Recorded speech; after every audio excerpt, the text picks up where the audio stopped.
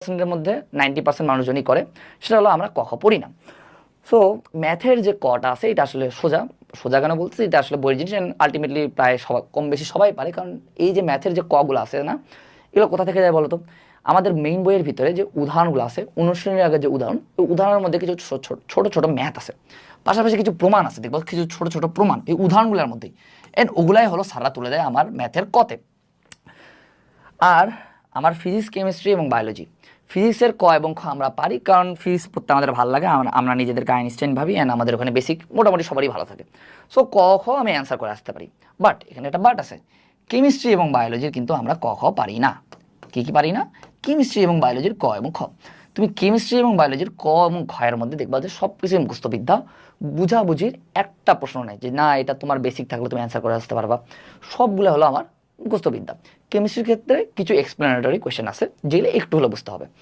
Chemistry এবং বায়োলজির ক এবং খ আমরা এখন থেকে ভালোভাবে পড়বো, পাশাপাশি ফিজিক্সেরও ক এবং খ ভালোভাবে পড়বো। আর আমার যেগুলো হলো ছোটো ছোটো ম্যাথ আছে বইয়ের ভিতরে, ওগুলো আমরা স্কিপ করবো না, ওগুলো আমরা ভালোভাবে করবো। ওটা হলো হায়ার ম্যাথের যেগুলো আছে সেগুলো যেমন হলো আমার এইচএসসি বোর্ডের কতে দেয়, পাশাপাশি আমার রিটেন এক্সাম যেগুলো আছে ভার্সিটিতে, ওগুলোতেও কিন্তু দিয়ে দেয়। সো আমরা ওগুলো ভালোভাবে করবো। এখন আমরা কীভাবে করবো বা কীভাবে ক এবং খয়ের উপর ভালোভাবে প্রিপারেশন নিব? সোজা বুদ্ধি, খুবই সোজা। সেটা হলো বোর্ড পরীক্ষার প্রশ্নগুলো আছে না, ওই প্রশ্নের মধ্যে ক এবং খ আছে যেগুলো, অর্থাৎ বোর্ডের যেগুলো ক এবং খ আছে, ওগুলো তুমি ভালোভাবে পড়বা। মুখস্থ করার দরকার নেই আতা গাছে তোতা পাখির মতন, শুধুমাত্র ভালোভাবে খেয়াল রাখার চেষ্টা করবা। 2 নম্বর কাজ হলো ওই যে আবার সেম কলেজের প্রথম 30টা প্রশ্ন ভাইয়া, এই কলেজের প্রথম 30টা প্রশ্নের মধ্যে যে ক এবং খ আছে, এগুলো হলো তুমি দেখবা। এখন কলেজের 30টা প্রশ্ন এটা হলো মাস্ট, তোমার যদি ইচ্ছা হয় 30টা প্রশ্ন করার পর তুমি সবগুলা শেষ পর্যন্ত করতে পারো, কোনো সমস্যা নেই। যত বেশি প্র্যাকটিস করবো তত বেশি ভালো।